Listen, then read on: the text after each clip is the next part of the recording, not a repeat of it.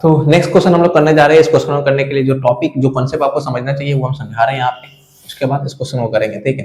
तो कॉन्सेप्ट है कि जब भी कोई फ्रैक्शन, मान लो ए बाई बी एक फ्रैक्शन है और plus minus c by d एक फ्रैक्शन है, ठीक है। जब भी कोई दो फ्रैक्शन प्लस या माइनस के फॉर्म में हो, मतलब एडिशन या सब्ट्रैक्शन के फॉर्म में हो, उस केस में हम लोग क्या करते हैं, उस केस में सॉल्व करने का अप्रोच जो होगा वो एलसीएम लेकर के होता है, ठीक है। तो इस क्वेश्चन को देखोगे हमेशा 3x नीचे 1 है ना, 3x में 1 और ये 24 डिवाइडेड बाई x है, तो दो फ्रैक्शन है माइनस के फॉर्म में, तो हमारे जो सॉल्व करने का जो अप्रोच होगा वो एलसीएम लेकर के होगा। ये समझ में आ गया, ठीक है।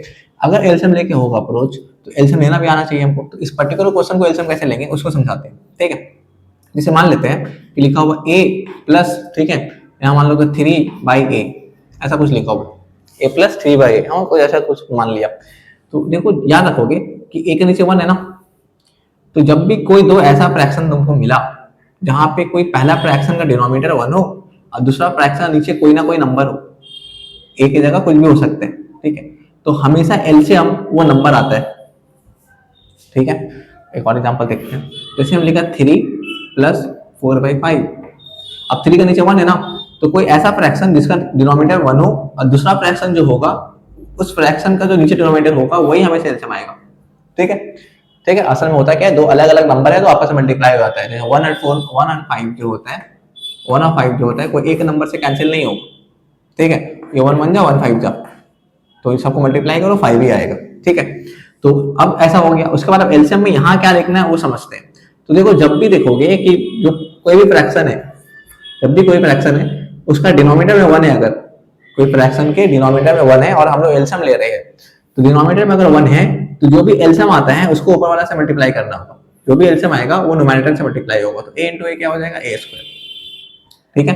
और यहाँ से केस तो आपको पता ही है, ये a और a ये से डिवाइड होगा, a और a आपस में डिवाइड हुआ तो आया 1, जो भी आता है डिवाइड करने के बाद उसको ऊपर से मल्टीप्लाई करते हैं हम लोग, तो 1 इंटू 3 कितना हो जाएगा, 3, बीच में प्लस, ठीक है। यहाँ पे एग्जांपल देखते हैं। देखो दो क्वेश्चन दिया हुआ है जहाँ पे डिनोमिनेटर में 1 है, तो हम क्या करेंगे, अगर डिनोमिनेटर में 1 है तो जो एलसीएम आया है उस एलसीएम को न्यूमरेटर से मल्टीप्लाई कर देंगे, तो 5 3 जा 15 प्लस ये 5 5 कैंसिल हो जाएगा तो आएगा 1 1 4 जा होता है 4, तो ये ऐसे सॉल्व होगा, ठीक है। अब इस क्वेश्चन को ध्यान देते हैं। तो अब यहाँ देख के तुम बता सकते हो सर एलसीएम क्या आने वाला है। एक का फ्रैक्शन नीचे 1 है, दूसरा फ्रैक्शन में कोई एक नंबर x है, तो एलसीएम कितना आएगा सर, x आएगा, ठीक है। वहां कॉन्सेप्ट सीख गए हम। अब यहाँ पे क्या बोला था हम कि जब भी देखोगे कोई फ्रैक्शन डिनोमिनेटर में 1 है और एलसीएम लेके सॉल्व कर रहे हैं, तो डिनोमिनेटर में अगर 1 है तो जो भी एलसीएम आएगा उस एलसीएम को न्यूमरेटर से मल्टीप्लाई करना है, तो x मल्टीप्लाई होगा 3x से, तो हो जाएगा 3x स्क्वायर। हुआ क्या, यहाँ देख लो x मल्टीप्लाई हुआ 3x से, ठीक है। तो x से पहले 1 है तो 1 इंटू 3 हो गया 3 और x into x square, sorry यहाँ पे x है, 3x से मल्टीप्लाई हुआ तो x इंटू एक्स क्या हो जाएगा मेरे पास, 3x स्क्वायर, ठीक है। दो बार x है ना, एक बार 3 है, माइनस ये x डिवाइड करोगे तो कैंसिल हो जाएगा, x divided by x cancel हो गया तो आया 1, जो भी 1 आया उसको ऊपर वाले से मल्टीप्लाई करेंगे, मतलब न्यूमरेटर से, तो 1 इंटू 24 हो जाएगा 24, ठीक है। तो एलसीएम लेने का जो कॉन्सेप्ट होता है वो ऐसा होता है कि डिनोमिनेटर को डिवाइड करो एलसीएम से, जो आया एलसीएम डिवाइड करने के बाद उसको न्यूमरेटर से मल्टीप्लाई किया जाता है, पहले डिवाइड फिर मल्टीप्लाई, डिनोमिनेटर से डिवाइड, जो आया वैल्यू उसको न्यूमरेटर से मल्टीप्लाई, याद रखेंगे, ठीक है। अब इसको सॉल्व करते हैं और इज इक्वल टू लिखा हुआ है x/3। अब देखो यहाँ पे कुछ सॉल्व हो रहा है नहीं, इज इक्वल टू फॉर्म में, ये कुछ कैंसिल भी नहीं हो रहा है। अब यहाँ से हम लोग क्या करेंगे, क्रॉस मल्टीप्लाई, ठीक है। तो क्रॉस मल्टीप्लाई करते हैं, मतलब इसको इससे मल्टीप्लाई करना है, इसको इससे मल्टीप्लाई करना है। तो हम पहले क्या देखा, 3 किससे मल्टीप्लाई होगा, 3x square minus 24 is equal to x into x क्या होता है, x स्क्वायर। तो हमको पता है जब भी कोई दो फ्रैक्शन ले लेते हैं, मान लें कि a/b is equal to c/d लिया हुआ है, तो जब fraction is equal to form में होता है तो एक मेथड है सॉल्व करने का, क्रॉस मल्टीप्लाई कर लो, ठीक है। क्रॉस मल्टीप्लाई किया, आप इधर इसको इससे मल्टीप्लाई करो या इससे कोई मतलब नहीं है, ठीक है। एरो कहीं भी हो सकता है, मल्टीप्लाई कर लो, कर लिया। ये जो अब इसको मल्टीप्लाई हमको आता है करना, यहाँ प्लस, तो plus plus plus 9x square, सीधे यह 9 होता है ना, फिर यहाँ प्लस यहाँ माइनस, प्लस माइनस माइनस, ये हो जाएगा 24 3 जा, ठीक है। तो 24 3 जा हम लोग इत्मीनान से मल्टीप्लाई करेंगे, कोई हड़बड़ी नहीं करना है हमको। तो यहाँ हो जाएगा 12, यहाँ होगा 1 6 एंड 72, तो यहाँ पे आएगा 72 is equal to x square. अब हमको सॉल्व करने का मेथड क्या सिखाया था आपको कि जो भी वेरिएबल है उसको एक तरफ लेके आएंगे, तो हो जाएगा 9x स्क्वायर पहले से था, ये यहाँ से प्लस है, यहाँ क्या हो जाएगा minus x square is equal to, यहाँ पहले से 0 था उसको लिख रहे नहीं है, तो ये प्लस यहाँ माइनस है, वहां जाके हो जाएगा प्लस 72, ठीक है। तो 9x² यहाँ पे x², तो दोनों वेरिएबल सेम है ना, तो सॉल्व हो सकता है। अगर वेरिएबल अलग होता तो सॉल्व नहीं होता। तो 9 से 1 गया तो बचा 8x², ठीक है। और 9 बड़ा है ना, प्लस माइनस माइनस होता है, 9 बड़ा है तो plus 8x² is equal to 72। अब यहाँ से मैथ हो गया पहला नंबर क्वेश्चन के जैसा कि x² किसके बराबर सर, तो होगा सर 72/8, ठीक है। इसको अगर इत्मीनान से कैंसिल करेंगे, 8 9 जा होता है 72, ठीक है। अब यहाँ पे आते हैं तो x² मेरे 9 के बराबर आया, तो x का वैल्यू आएगा सर प्लस माइनस √9, और फिर हम कर लेंगे प्लस माइनस √9 का फैक्टर, ये होगा 3 × 3, 3 बाहर आ गया सर, x का वैल्यू आया प्लस माइनस 3। तो यहाँ पे मेरे पास x का आंसर आ गया प्लस माइनस 3। ये बहुत आसान क्वेश्चन था। अगर आपको एलसीएम लेना आता है तो क्वेश्चन काफी आसान है वाला सॉल्व करने के लिए, ठीक है। ठीक है, जब भी कोई दो नंबर एक नंबर से कैंसिल नहीं हो रहा है तो एलसीएम क्या होगा, दोनों नंबर को मल्टीप्लाई कर देंगे। ये कॉन्सेप्ट पता होना चाहिए, ठीक है। उसके बाद तो आसान है ना यार, एलसीएम ऊपर लेना। ये इससे डिवाइड होगा, पहले केस में डिनोमिनेटर डिवाइड होगा, तो जब 7 को यहाँ ला करके डिवाइड करोगे तो 7 कैंसिल हो जाएगा, बचेगा 8, जो आएगा ऊपर से मल्टीप्लाई कर देंगे। प्लस फिर ये इससे डिवाइड होगा, वही केस सेम रूल फॉलो करेंगे, तो 8 यहाँ आएगा, 8 डिवाइड हो जाएगा, 7 × 4 तो आ जाएगा 7 × 28। ये तरीका है। दूसरा एक क्वेश्चन सॉल्व करने में तरीका सीखेंगे। जैसे मान लो कोई 2/3 लिखा हुआ है, 9/3x लिखा हुआ मान लो, यहाँ पे सिर्फ x लिखा हुआ है, ठीक है। तो इस क्वेश्चन कैसे सॉल्व करते हैं, देखो यहाँ से दो तरीका है सॉल्व करने के। एक तरीका है कि क्रॉस मल्टीप्लाई कर लो, जो मुझसे पहले वाला क्वेश्चन में करवाया, तो वो होगा 2x इज इक्वल टू होगा 27x। हम सिर्फ बता रहे सॉल्व कैसे होगा, ठीक है। एक और तरीका बता रहे हैं कि जब भी दो फ्रैक्शन इज इक्वल टू के फॉर्म में होगा, जब भी दो fraction is equal to form में होगा, उस केस में हम लोग इज इक्वल टू का नीचे नीचे मतलब डिनोमिनेटर को कैंसिल कर सकते हैं, न्यूमरेटर को भी कैंसिल कर सकते हैं, अगर कैंसिल हो रहे हैं, अगर नंबर मल्टीप्लाई के फॉर्म में है, ठीक है। सब ध्यान देना है। तो यहाँ देखो 3 और x मल्टीप्लाई के फॉर्म में है, और यहाँ पे भी x है, तो ये x कैंसिल हो जाएगा। कंडीशन क्या है, इज इक्वल टू का फॉर्म होना जरूरी है, दूसरा ये नंबर का मल्टीप्लाई के फॉर्म में होना जरूरी है। फॉर एग्जांपल कोई बच्चा यहाँ पे ऐसा ना कर दे कि x + 3 लिखा हुआ है इज इक्वल टू 9/x लिखा हुआ है। देखो क्वेश्चन तो इज इक्वल फॉर्म में है, पर ये मल्टीप्लाई के फॉर्म में नहीं है, तो ये x और ये x कैंसिल नहीं होगा, ये गलत। आप समझ पा रहे हो?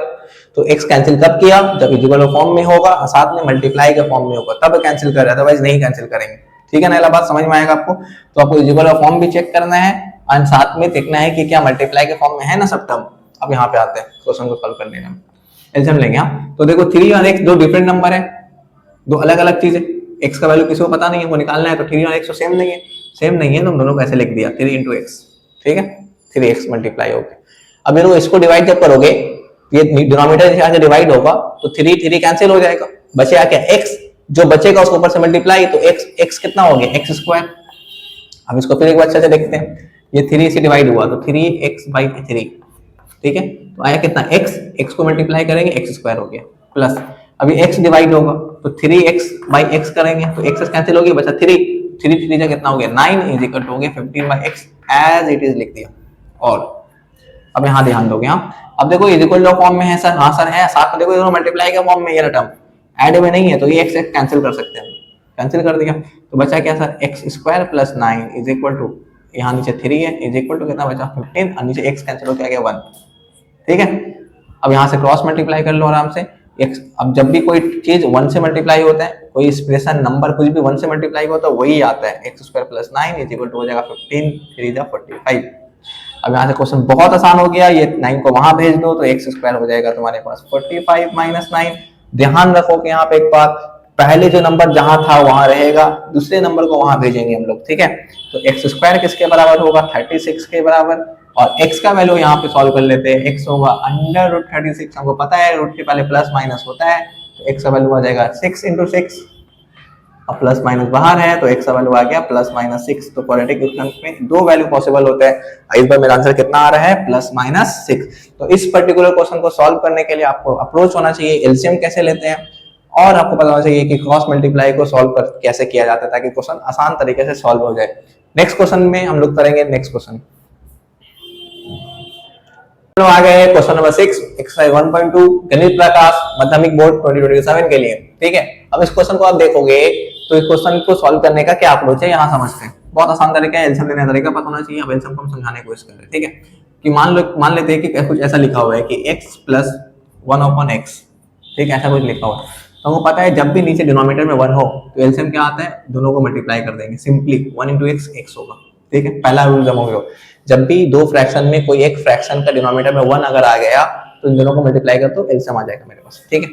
उसके बाद क्या करना है, पहला फ्रैक्शन चेक करेंगे, पहला फ्रैक्शन डिनोमिनेटर में 1 है ना, अगर डिनोमिनेटर में 1 है तो जो भी एलसीएम आया है उसको ऊपर से मल्टीप्लाई कर दो, ठीक है। अगर डिनोमिनेटर में 1 है तो जो भी एलसीएम आया है उसको डिनोमिनेटर से मल्टीप्लाई कर दो, तो x इंटू एक्स क्या होगा, एक्स स्क्वायर हो जाएगा, प्लस अभी तो पता है हमको इसको डिवाइड करेंगे, x से कैंसिल हो जाएगा 1 के बराबर, अब 1 इंटू 1 क्या होता है 1। तो ये अप्रोच है सॉल्व करने का। अब यहाँ पे आते हैं बस इतना ही जरूरत पड़ेगा, बाकी एक और कौन से पड़ेगा शायद मिडिल टर्म में सॉल्व होगा या देखते हैं, ठीक है। तो अब यहाँ पे x एलसीएम आएगा क्योंकि नीचे 1 है सर, ठीक है। एक 3 जैसा वैसे लिखते हैं, नीचे अगर 1 है सर तो x ऊपर वाले से मल्टीप्लाई होगा तो x इंटू 10x हो जाएगा 10x स्क्वायर, पहले से 10x था एक और x मल्टीप्लाई हुआ तो 10x स्क्वायर, ये x कैंसिल हो गया तो बचा क्या 1, क्योंकि यहाँ पे क्वेश्चन है माइनस है तो -1 इज इक्वल टू नीचे में 1 होता है, हमको पता है कोई भी फ्रैक्शन कोई भी नंबर के नीचे 1 होता है, ठीक है। क्रॉस मल्टीप्लाई यहाँ से कर लेंगे, 10x स्क्वायर माइनस 1 1 से मल्टीप्लाई हुआ तो आएगा 10x square minus 1 is equal to 3 into x हो जाएगा 3x। अब ये मिडिल टर्म होने का जैसा लग रहा है तो 10x square minus 3x minus 1 is equal to 0 बचा। अब मिडिल टर्म करने का तरीका क्या है, मिडिल टर्म करने के लिए 10 को 1 से मल्टीप्लाई करेंगे तो 10 इंटू 1 मतलब आएगा 10, इस 10 को करेंगे फैक्टर तो होगा 5 टू 10, पर हमको लाना कितना है 3 लाना है, कैसे लाना है सर, थर्ड टर्म का साइन चेक करेंगे तो थर्ड टर्म का साइन जो है वो नेगेटिव है, तो अगर नेगेटिव है थर्ड टर्म का साइन नेगेटिव है, अगर ये फर्स्ट टर्म ये सेकंड टर्म ये थर्ड टर्म, अगर थर्ड टर्म का साइन नेगेटिव है तो जो भी फैक्टर आया 5 टू ना, जो भी फैक्टर आया उस फैक्टर को माइनस करके मिडिल टर्म लाएंगे। तो उसके लिए क्या करना होता है, जैसा क्वेश्चन है वैसे लिख लेंगे, पहले हर कुछ वैसे लिखेंगे मिडिल टर्म को छोड़ करके।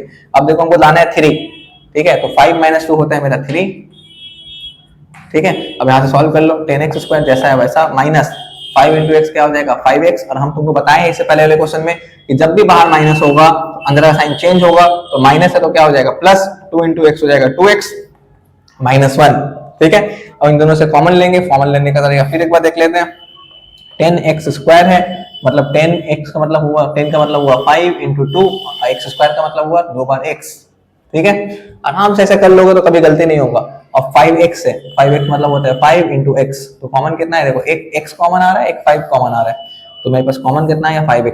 शुरुआत में कुछ क्वेश्चन को ऐसे बनाओ, उसके बाद ना तुम खुद समझने लगोगे, एक दिन में कुछ नहीं होता है। हम तुम्हारे हिसाब से सॉल्व कर रहे हैं, तुम कैसे सॉल्व करोगे तुम्हारी गलती होने की प्रोबेबिलिटी कम हो जाए, महीना 1.5 महीने के बाद तुम खुद समझने लगोगे कि सर ऐसे बनेगा, जरूरत नहीं है बार बार करने का, ठीक है। अब यहाँ पे आते हैं, पहले से देखोगे 10x स्क्वायर से 5 कॉमन आ गया x कॉमन आ गया, तो बचा क्या 2 और x बचा है, ठीक है। तो यहाँ से बचा 2x माइनस, अब दूसरा से देखो 5x था 5x कॉमन आ गया तो बचा क्या 1, जब कुछ भी सब कॉमन आ जाता है तो 1 बचता है, ठीक है। अब यहाँ देखोगे पहले साइन लिखेंगे प्लस, अब देखो 2x और 1 में कुछ भी कॉमन नहीं है, तो जब भी कुछ कॉमन तुमको नहीं दिख रहा है तो 1 तो कॉमन होगा ही होगा, तो 1 कॉमन लिखेंगे। मिडिल टर्म वाला क्वेश्चन करोगे तो उसमें एक बार बताए हम, तो मिडिल टर्म वाला वीडियो जाके देखो अगर आपको मिडिल टर्म नहीं आता है, ठीक है। तो 1 कॉमन आया तो जो जैसा है वैसे रहेगा। अब देखो बाहर में प्लस है तो साइन चेंज नहीं होगा, तो माइनस ही है। अब देखो 2x माइनस 1 को कॉमन ले लेते हैं, इज इक्वल टू 0 है हर जगह, 2x माइनस 1 कॉमन आ गया तो हम यहाँ लिख रहे हैं 2x माइनस 1 कॉमन आ गया, बचा क्या, बचा 5x प्लस 1, बचा 5x plus 1 is equal to किसके 0 के।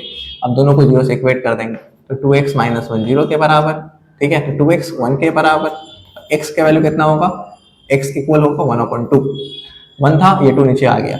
वैसे ही 5x प्लस 1 0 के इक्वेट करेंगे, x का वैल्यू 5x होगा -1 के इक्वल और x का वैल्यू होगा -1/5। तो मेरे x का 2 आंसर आया, प्लस 1/2 एंड -1/5, ठीक है।